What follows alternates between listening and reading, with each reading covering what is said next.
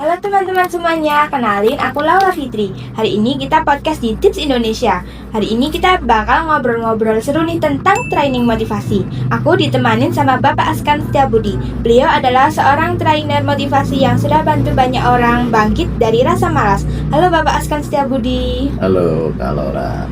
Langsung aja nih Pak ya ke pertanyaan yang pertama. Ya. Banyak orang merasa motivasi itu naik turun. Sebenarnya apa sih motivasi itu dan kenapa penting dalam hidup kita? Ya. Jadi motivasi berarti kata motive to action. Jadi motif itu adalah niat latar belakang seseorang untuk melakukan sesuatu. Jadi seseorang yang mau melakukan sesuatu itu butuh motif tertentu, butuh alasan tertentu, butuh big why. Ya, big why itu alasan kenapa kok saya melakukan itu. Jadi motivasi adalah motive to action, sebuah alasan untuk bergerak, alasan untuk melakukan. Nah, kenapa motivasi itu penting? Karena seseorang yang nggak punya alasan untuk melakukan sesuatu, dia pasti malas.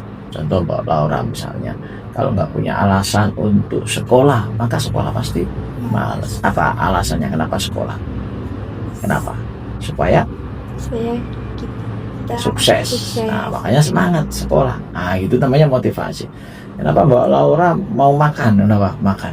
Karena lapar. Lapar. Jadi melapar itu adalah motif, alasan kenapa seseorang makan, gitu kan? Kenapa olahraga?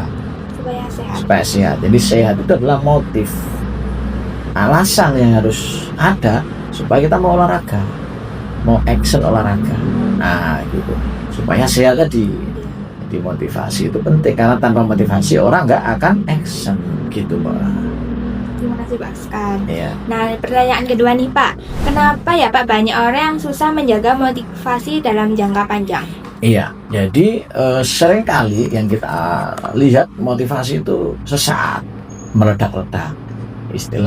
Istilah kerennya apa ya? Short term, kan? Short term itu adalah jangkanya pendek. Kenapa begitu? Karena lingkungan, ya kan? Kalau dalam agama dikatakan aliman yazidu wa yanqus, iman itu naik turun. Dengan juga motivasi. Nah, di agama dikatakan yazidu bito'a, naik kalau kita baik, melakukan perbuatan baik, kumpul sama orang baik.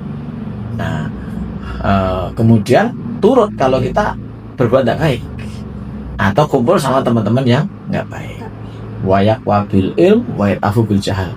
Akan kuat semangat kita itu kalau kita punya ilmu, jadi terus belajar.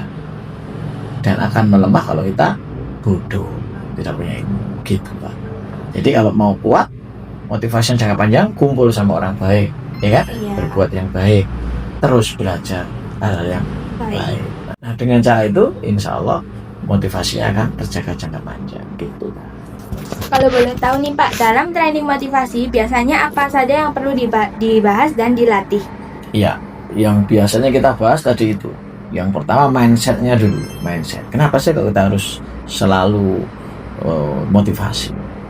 Karena hanya orang yang termotivasi yang punya prestasi. Orang yang nggak punya motivasi itu minim prestasi. Istilah kata potensinya menjadi impotensi. Nah, yang kedua, how to. Bagaimana cara menjaga motivasi itu kita ajarkan. Supaya motivasi kita internal, tidak eksternal. Supaya motivasi kita yang kendalikan, bukan orang lain yang mengendalikan. Gitu. Yang ketiga, yang kita ajari adalah bagaimana kita selalu berdoa kepada Tuhan biar kita dijaga dalam semangat-semangat kebaikan. Gitu Pak. Terima kasih Pak. Buat yang lagi nggak merasa semangat, kira-kira apa nih Pak langkah pertama buat bangkitin semangatnya lagi? Yang paling gampang itu lakukan hal-hal baik walaupun kecil. Misalnya lagi down nih, misalnya karena apa? Misalnya contohnya Mbak, down itu karena apa? Contoh. Karena kebanyakan tugas. Wah, down gitu kan? Iya. Nah, bisa kemudian ya kita menghibur diri dulu, relax, nonton apa yang kita suka, tapi jangan lama-lama.